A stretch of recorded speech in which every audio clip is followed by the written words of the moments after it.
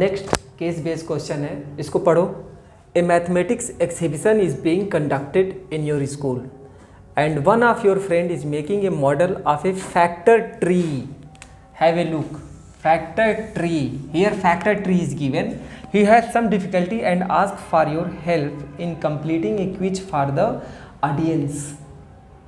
इस तरह का एक क्विज है फैक्टर ट्री के फॉर्म में. इसका पहला पार्ट है क्वेश्चन का, find the value of x. x is a number over here and it is bifurcated into two parts. मतलब ये क्या है, ये फैक्टर ट्री है तो इस नंबर का ये क्या है, फैक्टर है. अब फंडामेंटल थ्योरम ऑफ अरिथमेटिक जो आपके सिलेबस में है उसका स्टेटमेंट क्या है कि any number can be expressed in its products of prime factors. जैसे ये नंबर x है, it can be expressed as 5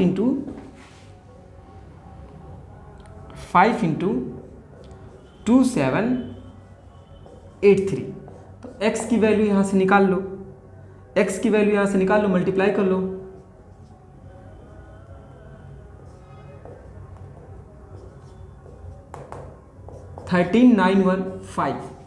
x की वैल्यू आ जाएगी 13915. सेकेंड पार्ट देखो, find the value of y and g, that is z. y कहाँ पे है, y यहाँ पे है.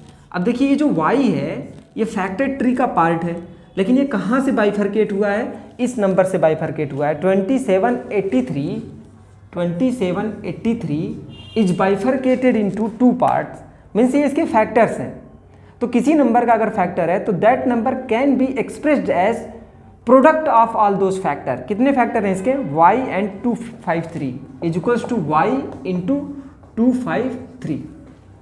अब अगर आप कह रहे हो कि सर इस नंबर का ये y as a number factor है और 253 भी इसका एक फैक्टर है, तो जो फैक्टर होता है वो उसको कंप्लीटली डिवाइड कर देता है.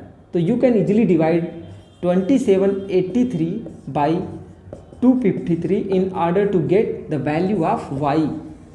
इसको आप डिवाइड कर देंगे तो you will get the value of y. And the value of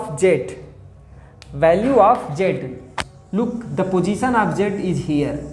So z is bifurcated from 253. So 253 can be expressed as product of its prime factor, that is 11 into z.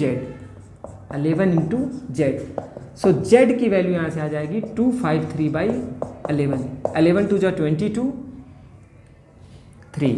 तो z की value आ जाएगी 23. और यहाँ से y की value यहाँ से आप डिवाइड कर लीजिएगा, 1 टाइम्स में चला जाएगा, 1 टाइम्स से 11 आ जाएगा. y की वैल्यू यहाँ से 11 आ जाएगा. तो ओके, बस ऐसे ही लगाते रहो, कंटिन्यूटी बनाए रहो.